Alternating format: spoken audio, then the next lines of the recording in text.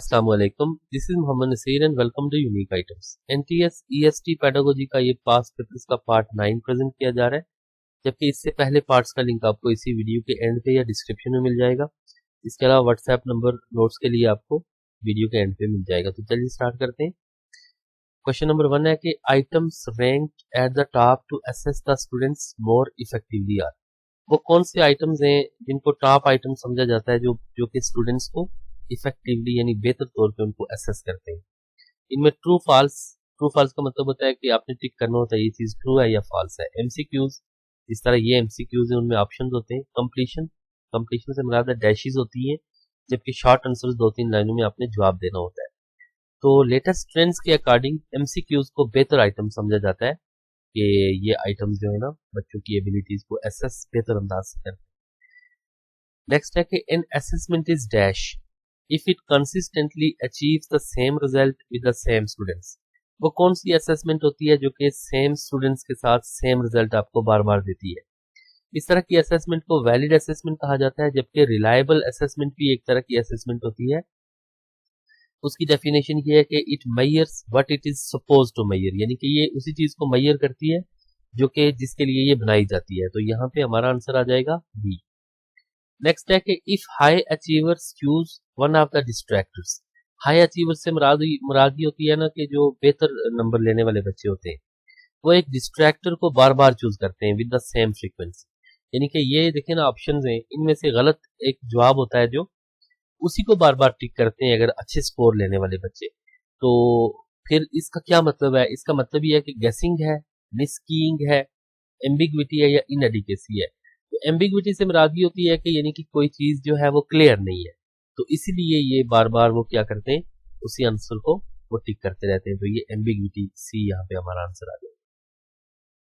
Next है कि bringing together scientific ideas to form a unique idea is called.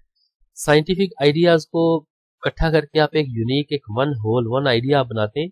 इसका मतलब है एनालाइज करते हैं, सिंथेसिस करते हैं, एप्लीकेशन या इवेल्युएशन।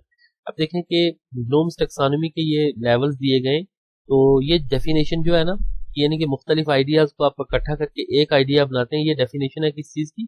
सिंथेसिस की डेफिनेशन है कि वन आइडिया आप बनाते हैं, वन होल आप बनाते हैं। नेक्स्ट है कि use of previous learned knowledge in new situation is called. जब आपके पास नॉलेज आ जाता है ना उसको आप नई सिचुएशन में जब आप यूज करते हैं, तो यूज करना यानी उसको आप अप्लाई करते हैं। तो ये भी ब्लूम्स टेक्सोनॉमी के लेवल्स हैं, तो इसको आप कहते हैं अप्लाई करना या एप्लीकेशन। तो यहाँ पे ए हमारा जवाब आ जाएगा। The students learning problems can be resolve by. बच्चों के जो लर्निंग प्रॉब्लम्स हैं, पढ़ने में जो उनका मसला पेश आ रहा है उनको आप कैसे हल कर सकते हैं? उनको हार्ड वर्क तजवीज करेंगे, suggesting hard work, sending them to library, diagnostic instruction, individual teaching यानी अलग अलग उनको आप पढ़ाएंगे, या डायग्नोस्टिक इंस्ट्रक्शन उनको डायग्नोज करेंगे कि उनका मसला क्या है, फिर उनको आप हदायत देंगे, फिर उनको आप पढ़ाएंगे। इंस्ट्रक्शन से मुराद होती है पढ़ाना। तो यहाँ पे हमारा आंसर सी आ जाएगा। बच्चों के लर्निंग के जो प्रॉब्लम्स है ना वो दूर हो सकते हैं डायग्नोस्टिक इंस्ट्रक्शन से। तो सी हमारा आंसर आ जाएगा। When a teacher allows an individual, जब एक टीचर एक बच्चे को अलाउ करता है टू एक्सप्रेस हिमसेल्फ हरसेल्फ, कि अपने आप को एक्सप्रेस करो यानी बात करो। इस कैरेक्टरिस्टिक को क्या बोलते हैं? Self realisation. सेल्फ एक्चुअलाइजेशन से मुराद ये होती है कि आप जब उस पे पहुंच जाते हैं, अपनी सेटिस्फेक्शन लेवल पे पहुंच जाते हैं। सेल्फ एस्टीम, एस्टीम से मुराद होती है इज्जत। और सेल्फ कंसेप्ट, जबकि सेल्फ रियलाइजेशन होती है जब आप उसको अलाउ करते हैं कि वो एक्सप्रेस करे अपने आप को, वो खुद को समझता भी है, खुद को समझने भी लगता है, और वो अपने आप को एक्सप्रेस करता है, तो उसको अपनी जात के बारे में मालूमात भी मिलती है। तो ये ए यहाँ पे आंसर आ जाएगा। Which teaching method is considered more suitable for teaching science at secondary level. कौन सा टीचिंग मेथड है जो कि बेहतर समझा जाता है साइंस पढ़ाने के लिए सेकेंडरी लेवल पे? इसमें डिस्कशन में बातचीत होती है, डेमोन्स्ट्रेशन में आप दिखाते भी हैं और काम भी करवाते हैं, प्रेजेंटेशन में बच्चा प्रेजेंट करता है अपने आप को, चीजों को दिखाता है, बोलता भी है, जबकि प्रोजेक्ट मेथड में उसको काम दिया जाता है, वो काम करके लाता है, कोई चीज बना के लाता है। तो यहाँ पे समझा जाता है कि बेहतर मेथड है सेकेंडरी लेवल पे साइंस को पढ़ाने के लिए, that is demonstration method. Next है कि according to Taylor the learning experience refers to. Taylor के मुताबिक लर्निंग एक्सपीरियंस यानी कि बच्चा सीखता है, उससे मुराद ये है कि interaction between the learner and the, interaction से मुराद होती है बातचीत, इसके अलावा एक्टिविटी, घुल मिल के जो है तो काम करना और एक चीज का दूसरे के ऊपर असर होना। बच्चे का असर या उस चीज का असर बच्चे के ऊपर होता है किसका, टीचर का, कंटेंट्स का, कंटेंट यानी किताबों का या दीगर चीजों का, लर्निंग इन्वायरमेंट का या इंटरनल मोटिवेशन का। अब देखें जो लर्निंग इन्वायरमेंट है उसकी और बच्चे के दरमियान में जो इंटरेक्शन है, जो बातचीत है, जो इन्फ्लुएंस है, जो असर है, तो वो वही चीज क्या होती है, लर्निंग कहलाती है। यहाँ पे सी आंसर आ जाएगा। ट्यूटोरियल्स, गेम्स एंड सिमुलेशन, ये चीजें जो हैं are the instructions based on, ये किस तरह की इंस्ट्रक्शंस हैं, इंक्वायरी मेथड की, computer assisted method, discovery method या इंडिविजुअल इंस्ट्रक्शन मेथड। देखें ट्यूटोरियल्स, गेम्स और सिमुलेशन ये कंप्यूटर पे काम करवाया जाता है, तो ये कंप्यूटर असिस्टेड इंस्ट्रक्शन या कंप्यूटर असिस्टेड मेथड की ये मिसालें हैं। तो सी हमारे पास आंसर आ जाएगा B. Use of emerging technologies in teaching learning process, emerging technologies को इस्तेमाल करते हुए टीचिंग लर्निंग प्रोसेस में क्या करते हैं आपके, help the learner to be, इससे लर्नर को यानी स्टूडेंट्स को मदद मिलती है कि वो क्या करे, आइसोलेटेड, अकेला हो जाए, पैसिव, बिल्कुल ही बात ही ना करे, वो इनर्ट हो जाए या एक्टिव हो जाए। तो इससे क्या हो जाएगा, वो एक्टिव हो जाएगा। जाहिर सी बात है जब वो इमर्जिंग टेक्नोलॉजीज को इस्तेमाल करते हुए सीखेगा तो वो एक्टिव ही होगा, बाकी तो सारे जो है ना नेगेटिव पॉइंट्स आ जाते हैं। According to the revised Bloom's taxonomy of educational objectives the 6th level is, देखिए ना जो रिवाइज्ड से पुरानी जो ब्लूम्स टेक्सोनॉमी है उसमें knowledge, comprehension, application, analysis, synthesis, evaluation, जबकि रिवाइज्ड ब्लूम्स टेक्सोनॉमी में नॉलेज की बजाय आप क्या करते हैं, अंडरस्टैंडिंग, और इस तरह से वो वर्ब चलते जाते हैं और लास्ट पे क्रिएटिंग आ जाता है। ठीक है, तो रिमेम्बरिंग, अंडरस्टैंडिंग, अप्लाइंग, एनालाइजिंग और लास्ट पे क्रिएटिंग आ जाता है। तो ये डी हमारे पास आंसर आ जाएगा। Teaching method of mathematics eight primary level should be from, primary level पे टीचिंग मेथड जो है तो वो कैसे होना चाहिए, कॉम्प्लेक्स से सिंपल, अननाउन से नाउन, कंक्रीट से एब्स्ट्रैक्ट, इनडायरेक्ट से डायरेक्ट। अब देखें जो टीचिंग मेथड है ना मैथमेटिक्स का प्राइमरी लेवल पे, तो वो जाहिर सी बात है कंक्रीट से एब्स्ट्रैक्ट, उसको पहले कोई चीज दिखाएंगे ठोस और फिर उसको बताएंगे कि ये 2 अंडे दिखाएंगे या 2 बॉल्स दिखाएंगे, फिर उसको कहेंगे कि ये 2 है। तो ये क्या आ जाएगा, सी आंसर हमारे पास आ जाएगा। Teachers use project method to develop learning, teachers project method को इस्तेमाल करते हैं ताकि लर्निंग हो, दैट इज नेम्ड एज, उसको क्या कहते हैं आप, relative, cooperative, friendly, independent. Project method से जाहिर सी बात है वो बच्चे मिलजुल के काम करते हैं, प्रोजेक्ट बनाते हैं, तो वो कोऑपरेटिव लर्निंग होती है।